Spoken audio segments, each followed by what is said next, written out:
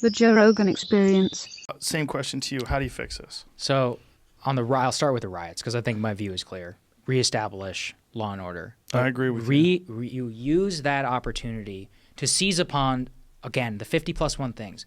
What do we all learn through this pandemic? It's pretty stupid that our corporate elites and our political elites allowed many of our most critical jobs and industries in order to go over to China.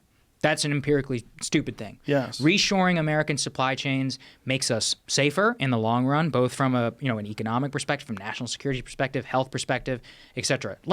The China thing is like a 90-10 issue. And right now, I want to make sure I call this out, which is that there are elements in the White House, more corporate-friendly ones, who are trying to quash a Buy American order that was put forward, within the Trump administration that doesn't even call for mandatory onshoring of medical supply chains, but just wants to use tax rebates and all that other stuff to encourage it over 10 years. And I think it's pretty unconscionable that something like that, 90-10 issue, after something like this hasn't been passed.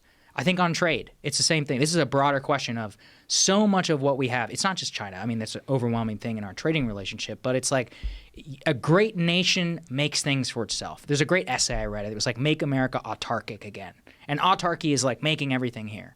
And I'm not saying that's, all the libertarians are going to get very upset about me and start sending me comparative advantage memes. But look, there is a real benefit to be able to make things in America. And that if just because it's cheaper, the altar of globalization, the altar of cheap prices has made us make horrific political choices over the last 4 decades. Yep. And going on that and praying towards that altar has made it so that we are less safe, less robust, socially, to live in a town and to have a factory which is producing something, and to feel pride in your work and get paid a good wage, and to know that at the explicit decision of Congress in order to let China join the China joining the WTO, restoring permanent normal trade relationship with China, and watching that factory go away like this, why that went away.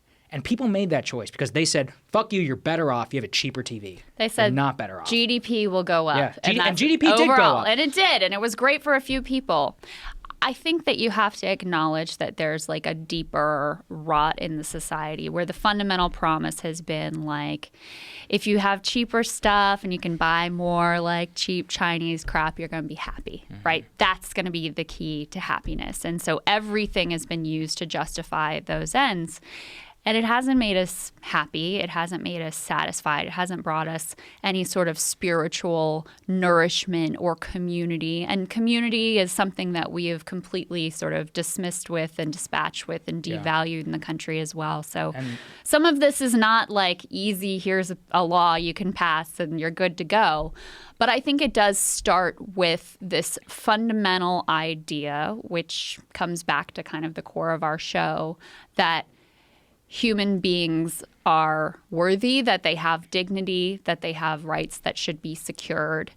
And if you can take that kind of FDR economic rights model and actually implement it into place where people feel that they are valued and seen and heard and have agency and power in the society, then you are not going to have to call in the military to American cities. You're not going to end up with a situation like we see right now that's spiraling and spiraling and spiraling out of control. That's another thing, in terms of what I would do. It's we have to reorient our economic life and our economic policies in order to incentivize the building of communities and the building of institutions that exist outside of just a direct check from the government or a direct check from your workforce. It needs to be about, the way that America was probably the most united we ever were was around in the 1960s. Now look, I know everyone's there were terrible things that happened. They were exposed in the civil rights era and all that. But, broadly, what was it? It was unions.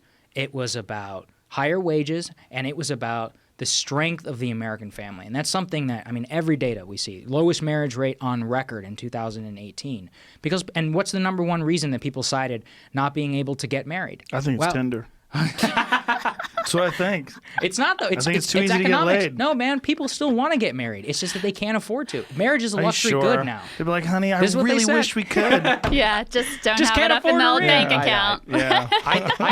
I think we need to reorient our economic life in order to bolster the American family. And this is something very much part of like the new right movement. There's this new organization called American Compass, run by a friend of mine, Orrin Cass. He used to work for Mitt Romney, and now what he's trying to do is move the GOP on these issues towards centering restoring like economic conservatism from economic libertarianism. And what I mean by that is free market fundamentalists, that the free market is always good. Look, like the free market, is it a good thing? Once again, that we couldn't make ventilators in our country when we thought we needed them? Like, was it a good thing that we couldn't manufacture our own medical supplies? And then broadly, like in terms of the immediacy, what I would do, it's this payroll plan. It's so critical that we restore Americans' payroll and that we try to make it so that these businesses don't become failed, distressed assets that get rolled up into these huge private equity conglomerates that buy them all off for cheap, that fucks over workers, it fucks businesses, and it just do you want to live in a world where there's no mom and pop businesses or no dive bars anymore? That's where we're headed right now. Right. We have to make sure we prevent that. I think, too, people will put up with a lot of shit, and they will persist, and they will invest in the community. They'll invest in their lives. They'll invest in a productive civil society if they feel that they believe that life will get better for themselves and their kids. And I really think that's kind of the core breakdown, is that people no longer have that confidence that for their kids, they're gonna be able to have it better than they had. And when you lose that sense of hope, that's when things go off the rails.